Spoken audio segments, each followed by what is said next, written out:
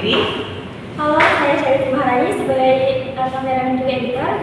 Halo, saya Septian Sami Simanulak sebagai narasumber.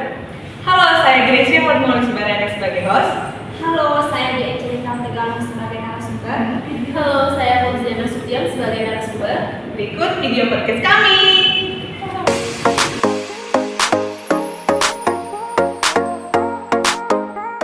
Halo semuanya, selamat datang di podcast kali ini. Bersama aku Gracia Fatmawati Subarani akan memimpin diskusi kita. Sebelum kita mulai diskusi hari ini, kami sudah menghadirkan 3 narasumber. Sebelumnya kita kenalan dulu dengan 3 narasumbernya. Halo, perkenalkan nama saya Septian Sami. Halo, perkenalkan nama saya Fauziana Sution. Halo, saya Dia Cerita Tegalung. Nah, sekian nih perkenalan dari bapak sekalian. Langsung aja ya kita mulai diskusinya dan kita diskusi kita pada hari ini yaitu materi tentang perkembangan anak usia dini, perkembangan bahasa anak usia dini. Langsung aja nih ke pertanyaan pertama, bagaimana anak mengembangkan bahasanya nih bapak, menurut bapak bagaimana sih anak mengembangkan bahasanya? Menurut saya itu perkembangan bahasa anak itu mulai bertahap dari bayi, kayak anak sudah mulai mengenal sejak lahir. Terus lalu setelah anak berusia 6 bulan, mereka mulai mengoceh dengan kata-kata baru seperti kayak baba, dada, masih mengoceh seperti itu. Betul. Kemudian setelah usia 1 tahun, mereka mulai mendengarkan kata pertama mereka seperti papa, mama. Dan sekitar usia 2 tahun, mereka mulai bisa menyusun beberapa kata seperti mau minum, mau susu, seperti itu. Anak usia 3 tahun itu anak sudah bisa berbicara dalam kalimat yang pendek dan mulai banyak bertanya seperti ini apa, ini buah apa, ini bentuknya seperti apa, ini warnanya seperti apa, gitu. Dan itu memiliki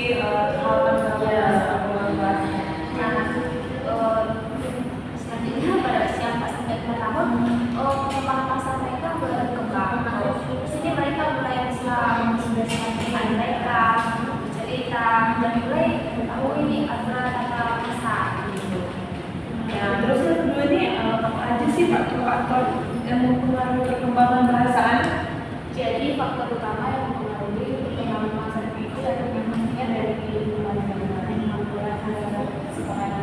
Jadi kalau kita memberi stimulasi atau perbedaan yang baik dengan anak akan lebih pandai, lebih cepat perkembangan bahasanya. Nah, selain itu stimulasi verbal juga penting, seperti membacakan buku, bercerita, agar bisa menambahkan ini kosakata anak. Lalu ada juga faktor biologis, seperti yang kita ketahui ada anak yang sebenarnya mengalami beberapa anak yang mengalami pendengaran atau yang kurang depan. Jadi kalau anak yang mengalami gangguan itu biasanya akan mengalami keterlambatan dalam berbicara atau perkembangan bahasanya lebih lambat satu lagi mungkin teknologi, Pak. Jika anak sering menggunakan gadget tanpa instruksi sosial, mereka kalau mengalami hambatan dalam komunikasi. Berarti semua tergantung dari dua dari kita. Yang ketiga itu apa aja sih tantangan dalam perkembangan bahasa anak ini? Menurut saya juga salah satu tantangan yang sering terjadi kepada keterlambatan berbicara anak. Menurut saya juga salah satu tantangan yang sering terjadi adalah keterlambatan berbicara seperti speech delay. Yang misalnya di usia anak 2 tahun itu anak belum bisa mengucapkan 2 kata yang benar. Tapi Itu ada juga gangguan artikulasi. Maksudnya sih kayak anak liganya ini, maksudnya ini yang lain kayak contohnya dia mau bilang kakak yang bilang kakak, ada juga yang mau bilang 7 tapi yang bilang malah 7. ada juga nih anak yang mengalami kesulitan kesulitan memahami bahasa. Seperti misalnya anak diberi perintah yang sederhana, mereka tidak bisa merespon dengan baik. Tapi mereka paham, tapi mereka tidak bisa merespon dengan baik. Berarti anak tahu nih apa yang dikatakan orang tua, namun mereka masih kurang dalam bahasa. Jadi kalau masalah ini tidak ditangani, itu akan berdampak pada anak yang dewasa nanti. Karena kan di sini anak jadi mengalami kesulitan dalam berbicara pada masalahnya. Nah, dari penjelasan tadi itu, bagaimana sih cara mengatasi hambatan dalam perkembangan bahasa anak ini?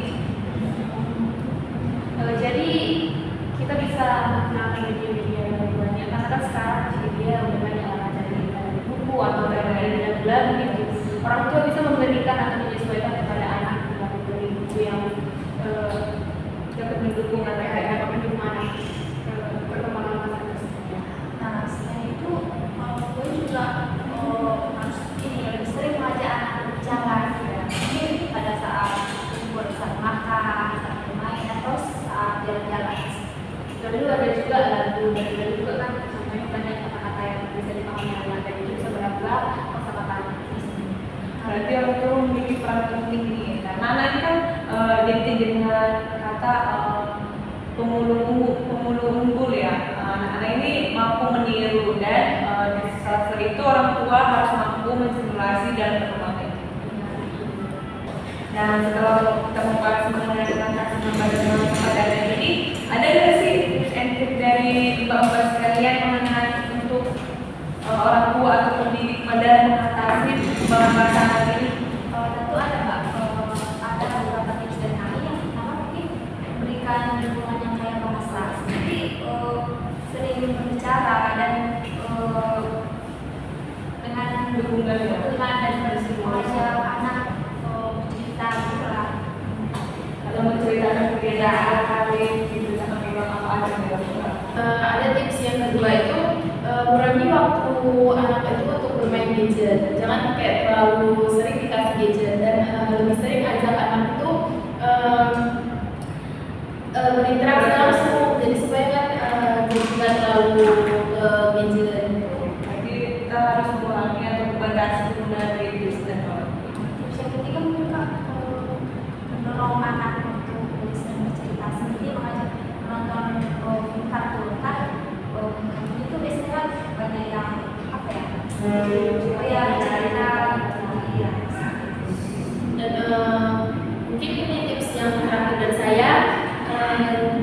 Jika anak mengalami kesulitan berbicara, jangan ragu untuk mencari bantuan, seperti kayak cari bantuan ke yang ahli dari bidangnya untuk yang supaya dia nggak pintar lafazan berbicara. berarti kan Bisa ada setiap kali kita simulasi dari berbagai macam tips-tips dari dokter itu, kalau kita bisa dengan ahlinya ya kita mengetahui apa itu melakukan ya, berarti sini peran orang tua penting dalam melakukan atau stimulus perkembangan bahasa. Oke, terima kasih kepada Kak Asep, Kak Claudia dan Kak Joy yang telah berdiskusi pada hari ini. Semoga informasi yang diberikan dapat bermanfaat bagi orang tua, pendidik atau masyarakat di sekitar. Nah, bagi pendengar yang ingin menanyakan mengenai seputar pembahasan perkembangan bahasa anak, bisa tulis di kolom komentar atau tuliskan pertanyaan kalian di media sosial kami. Dan sekian diskusi kali ini kami ucapkan terima